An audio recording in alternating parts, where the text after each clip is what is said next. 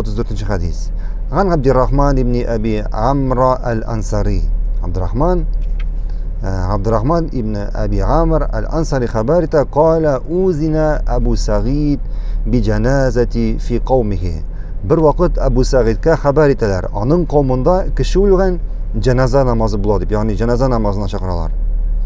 Fakannahu takhallafa hatta akhadha an-nas majalisahum. Ham Abu Sa'id janoza namozidan biroz so'ng qola ham hatto endi kishilar o'rinlarini olib bitirgan bo'ladilar. Ya'ni butun o'rinlar bo'lgan o'rinlarni olib bitirgan bo'ladilar.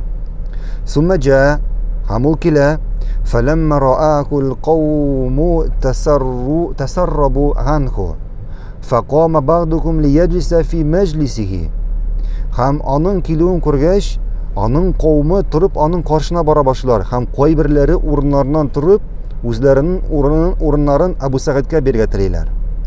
فقال ألا إني سمعت رسول الله صلى الله عليه وسلم يقول شunda Abu Sa'id ayta şundan men Allohning elchisi bulay deb aytganini eshitdim. Xayrul majalisi awsa'uha. Eng yaxshi majlis, ya'ni kishilarning o'tirgan majlislari o'lda bo'lsa kengroq bo'lganlari. O'lda bo'lsa kengroq bo'lgani. Ya'ni ul bo'lsalar ne aytirgatiladi?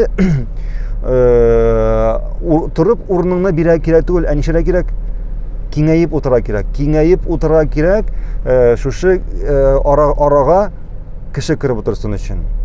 Qo'y bir vaqtda turib keladi, masalan, kishilar o'tiralar, biror to'garakda ham shunda bir kishi keladi, ortqa o'tira, anga o'rin berishi yo'q.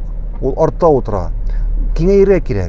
Kengayib ul hatto shu majlis orasida kishilar orasida kirib o'tirganchiga qadar. Chunki payg'ambarimiz sollallohu alayhi vasallam aytdi, eng yaxshi majlis dedi, o'lda bo'lsa kengroq bo'lgani.